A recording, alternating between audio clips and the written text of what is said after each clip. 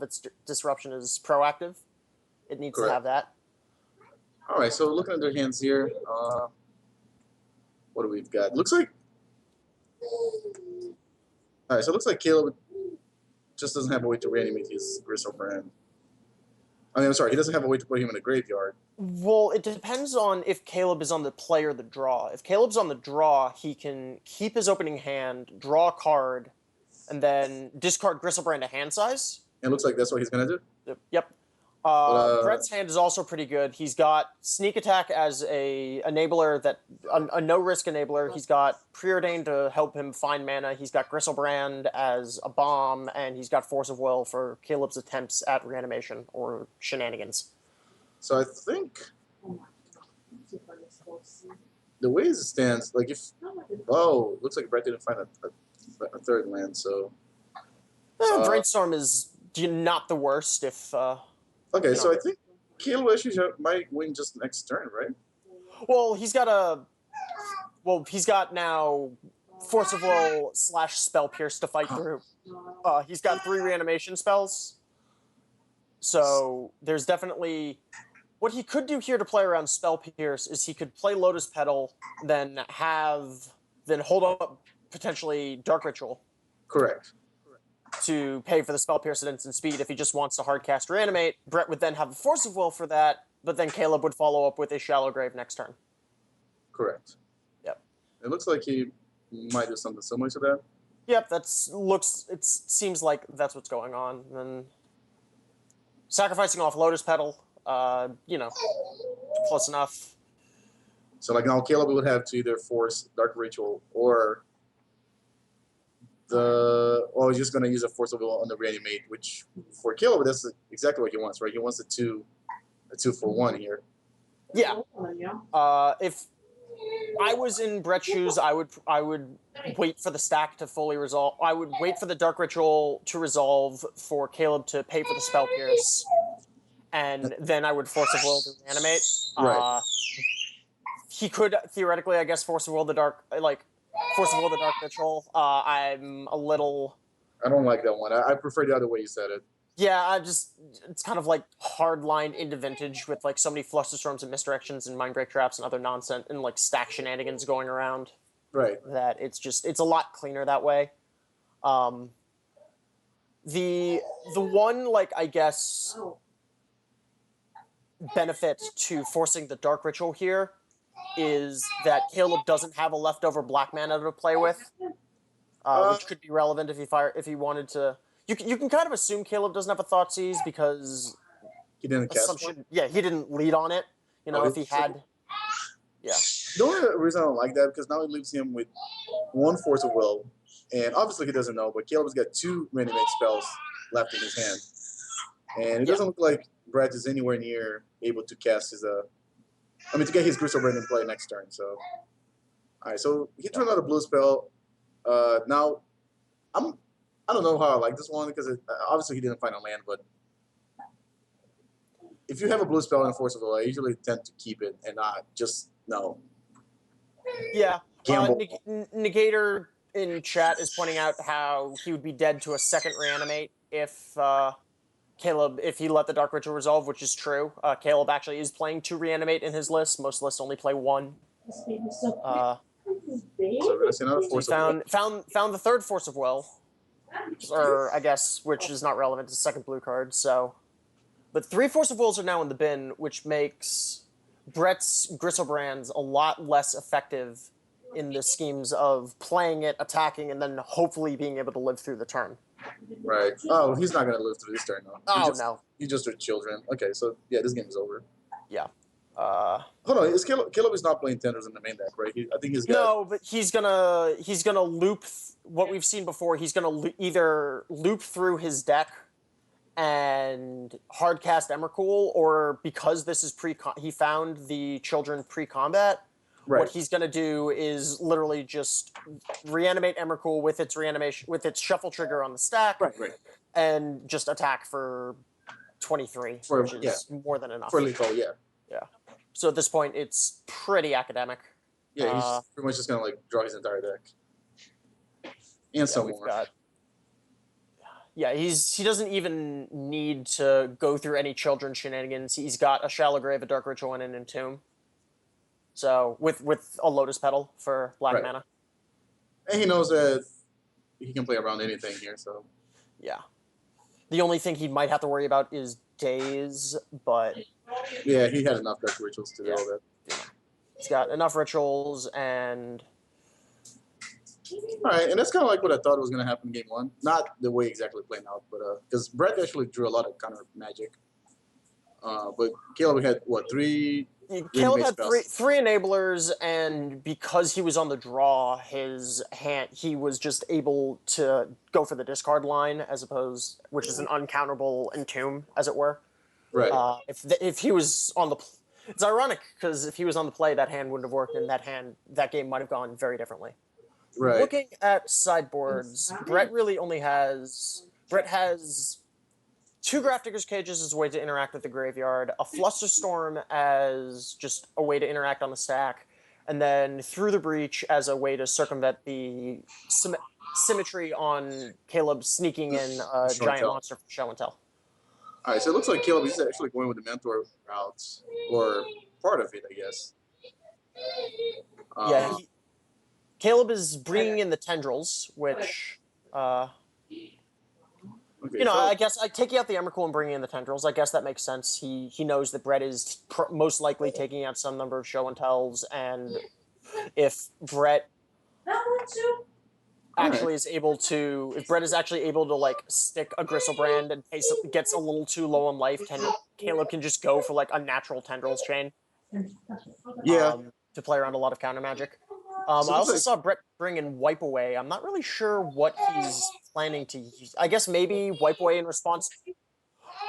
Show and tell, and it lets, if Caleb gets greedy and tries to attack with Gristlebrand mid-combat, he can Wipe Away.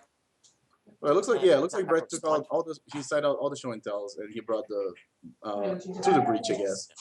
It could just be to keep a blue count for Force of Will too, because show and tell, like one of the benefits is that it is a blue card. And Caleb kind of still has his combo, but not really. He's got enough that he shaved a little bit of everything. He brought in Tendrils. He brought in his Storm cards, Mentor and Tendrils. Right. No, I don't know if I agree with Caleb taking the children out if you're gonna keep the Gristlebrand in play, but I mean in the deck, but yeah. But it's like I said, he kind of didn't want to take out all the whole combo, but. All right, so Brett's opening hand had an Ancient Tomb and nothing else. So Caleb's opening hand was also similarly dissatisfying. Brett now on a mold of 5. Caleb doesn't have a lot going on. He's a little flooded, but he's got Probe Therapy, so he knows he can, like with a Scry, that might be enough to do it because he knows that Brett's on a mold of 5, so that could kind of disrupt a lot of what Brett's got going on. Right, and Brett is just going to go ahead and play Preordain, so he's not going to have any protection from the Probe and the Cabal Therapy. Like, if he just had left mana up, he could Brainstorm, but that's not going to happen here. Yeah, I mean, so I think he knows the Caleb's on a mold of 6, too, so having exactly Probe Therapy on 6 is... Oh, but he's got a Brainstorm now, so that's...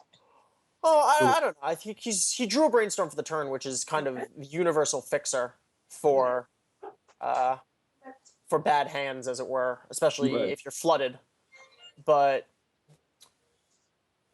I still, depending upon what he draws off the Probe, I didn't see if Caleb did Caleb see that Brainstorm from the Scry, or was just. I'm not sure. We didn't. We don't really have access to Moto Chat at the moment. Okay. He's gonna be therapying here. Yeah, Caleb kept on top. Okay. So. All right, so I received information. Okay, so he did see off of his Scries. All right, so this hand is pretty good now. I mean, he's got Fetch Lands and a Brainstorm, and he had the Probe into Cabal Therapy. Yeah, I was wondering if Caleb was going to name Brainstorm here, knowing that Brett is very much choked on mana and go under. But Grafdigger's Cage off the top for Brett is huge here, buys him a good amount of time. And Caleb just drew him Tomb, so. Oof. That's not going to, that's. Oh, there's a Chain of Vapor and Thoughtseize. So he can now Chain of Vapor next turn, because he doesn't, actually, with the Lotus Petal, if he wanted to, he could Chain of Vapor the Grafdigger's Cage, and then Thoughtseize it out of Brett's hand this exact turn, knowing that Brett has no counter magic to defend it.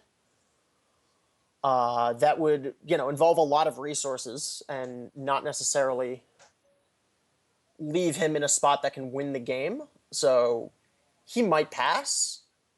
Yeah, I don't think he does that until he finds a way to reanimate his Gristlebrand. Yep.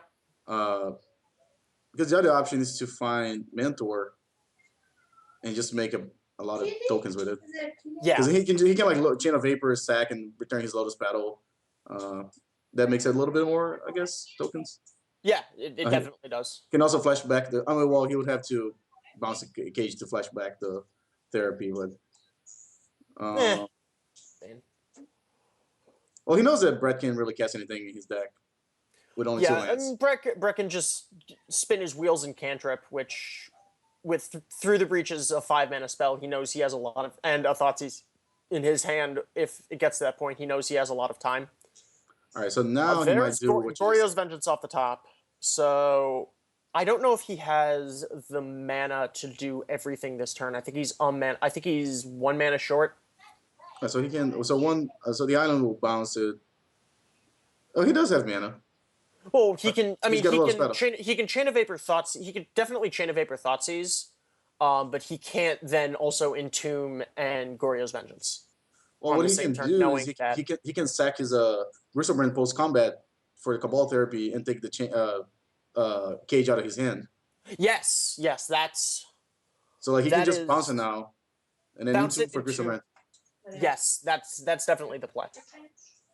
And then after he draws, I guess 14 cards, something like that.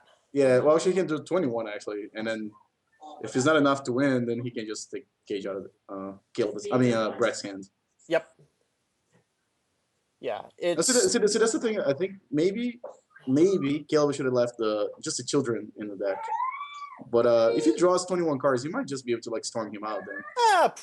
It's a good chance. If he's not going to be able to storm him out, he's going to be able to set up a very good mentor turn and then actually take either Gristlebrand or Through the Breach with the therapy, because the cage is no longer relevant as soon as the mentor plan comes into play, as it were.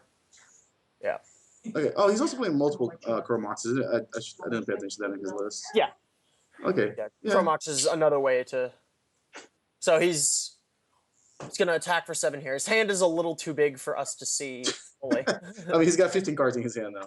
Yeah. About to be 7 more. Yeah, he's got double Cabal Therapy. Like, for what we can see, he's got double Cabal Therapy, a Thoughtseize, a Shallow Grave, a Goryo's Vengeance, and Entomb, a couple of lands.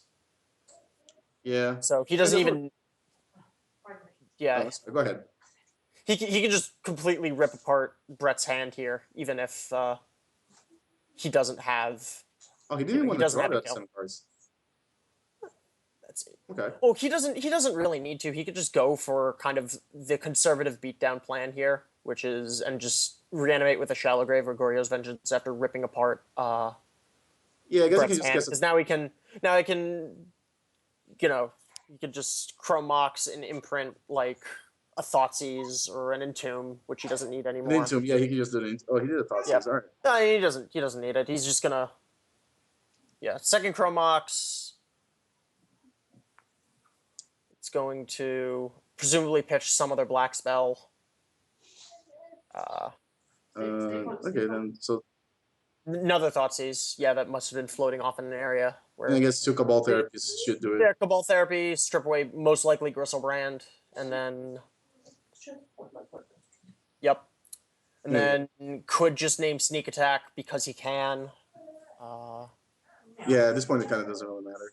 No. Well, he still has 9 cards in hand, but it doesn't matter because he's just going to reanimate his Gristlebrand next turn again. Yeah, he's going to discard a couple of lands. And there was an argument you could have held the Cabal Therapy just in case Brett draws like Brainstorm into shenanigans, but Caleb is in such a good position here that it doesn't actually matter. Yeah. Well, he's also drew some cantrips there. All right. Land off the top. Here comes the Shallow Grave. Gristlebrand again. With even if he doesn't go for the kill again this turn, he's got another Cabal Therapy in the graveyard to take Brett's Through the Breach and leave him with nothing. Yeah, and he'll leave Griselbrand back in his graveyard again. Yep. So I guess Caleb is just deciding if he wants to cantrip first. It's pretty academic at this point. Like he also cited out the Emrakul, so he can't just go for. At least I believe he did. Oh, I see what he's doing. He's going to get Mentor and then swing for the win here. Okay. And then he's gonna Shallow Grave, and he hasn't made a land drop this turn, and more likely than not, he's gonna be able to draw into some rituals. Well, he can Cabal Therapy twice, right? Oh yeah, definitely. And then it'll be 12. Yep. Yeah, you can Cabal Therapy. What do you? Okay, so you named Through the Breach first, just so that Brett doesn't have any hand. But then what's the rubbins? Oh on man, your name? if you could name unglued cards, we'll pass. Abandoned Hope. Okay, so we're not even caring about the Through the Breach. We're just. You can apparently name on Moto, even though it's not actually legal to name in tournament play. You can name vintage cards. Oh. So like you could name Black Lotus. Okay, just Abandoned Hope twice. Oh. And then he's gonna. All right, well, unless he didn't play another cantrip and still got all these. Yeah. All right. And that's the match. Well, so yeah, Team Fins beating Sneak and Show proved to be a little quicker than Brett's deck. I mean, Brett, obviously, no, they both mulligan. They both game two. They both kind of mulliganed to Brett mulliganed to 5. But game 1 was really kind of an example of Tin Fins grinding out, being able to overpower counter magic deck and just being faster, and especially when Force of Will out of Sneak depletes a lot of the cantrips it needed to set up. Yeah, well, in Caleb's defense though, Brett's defense, he did draw the Graphic Cage. Yeah. Yeah. All right, so that's it for this round. Stay tuned for round 3. Thank you all for watching.